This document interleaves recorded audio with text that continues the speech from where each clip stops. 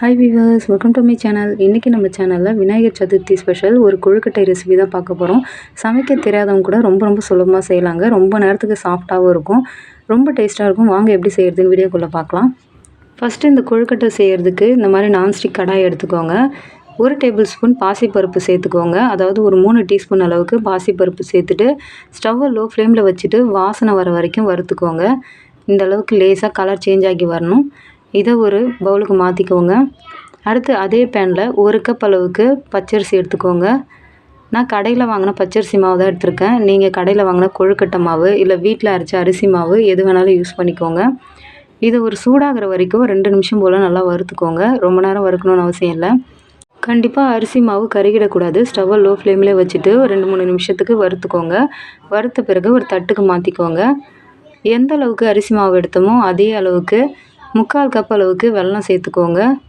1 cup அரிசி மாவுக்கு 1 cup தண்ணி சேர்த்துக்கோங்க. தண்ணி சேர்த்துட்டு வெல்லம் கரையிற வரைக்கும் ஸ்டவ் ஹை ஃப்ளேமில் வச்சு நல்லா கரைச்சிக்கோங்க.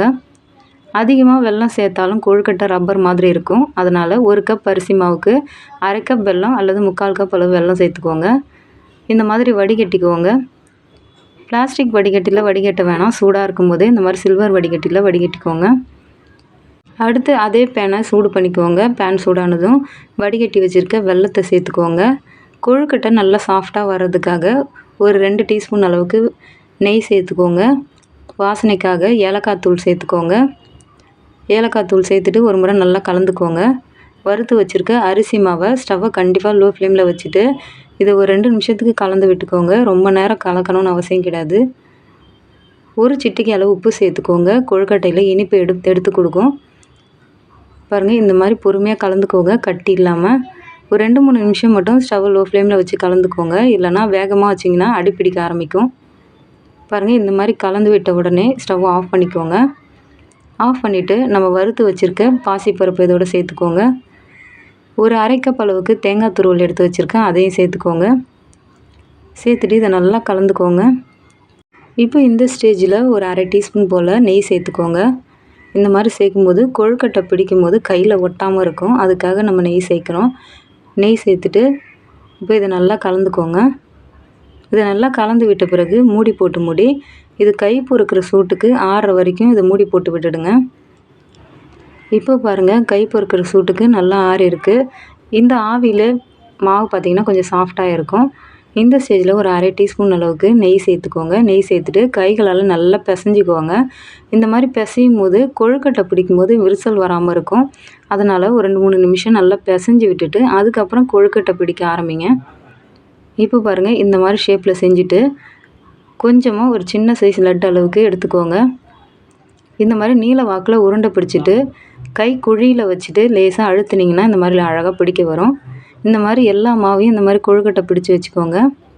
இட்லி தட்டில் இந்த மாதிரி வாழை இலை போட்டுக்கோங்க. வாழை இலை போட விருப்பம் இல்லாதவங்க காட்டன் துணி கூட போட்டுக்கோங்க. பாருங்கள், நான் எல்லா கொழுக்கட்டையும் இந்த மாதிரி பிடிச்சி எடுத்து வச்சுருக்கேன். இப்போ இட்லி பாத்திரத்தில் தண்ணி நல்லா சூடாகிருக்கு. தண்ணி நல்லா சூடான பிறகு இந்த மாதிரி வாழை இலையில் மூடி போட்டு விட்டுடுங்க.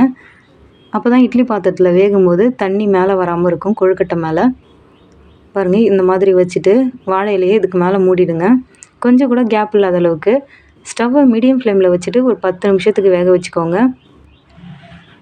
இந்த மாதிரி வாழை இலையில் மூடி போட்டு மூடும்போது கொஞ்சம் கூட கொழுக்கட்டையில் தண்ணி தெறிக்காமல் இருக்கும்.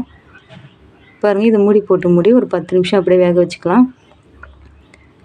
இப்போ பாருங்கள், 10 நிமிஷம் கழித்து ஓப்பன் பண்ணுறேன். தொட்டு பார்த்திங்கன்னா கொழுக்கட்டை மாவு கொஞ்சம் கூட கையில் ஒட்டக்கூடாது, நல்லா சாஃப்டாக இருக்கும். இப்போ இதை வெளியே எடுத்துகிட்டு நான் ஓப்பன் பண்ணி காமிக்கிறேன். பாருங்கள், ரொம்ப சாஃப்டாகவும் இருக்கும். இனிப்பும் சரியான அளவில் இருக்குங்க. ரொம்ப நேரத்துக்கு சாஃப்டாக இருக்கும். வீடியோஸ் பிடிச்சிருந்தா ஒரு லைக் பண்ணுங்கள், சப்ஸ்கிரைப் பண்ணுங்கள், உங்கள் ஃப்ரெண்ட்ஸ்க்கு ஷேர் பண்ணுங்கள். Bye friends.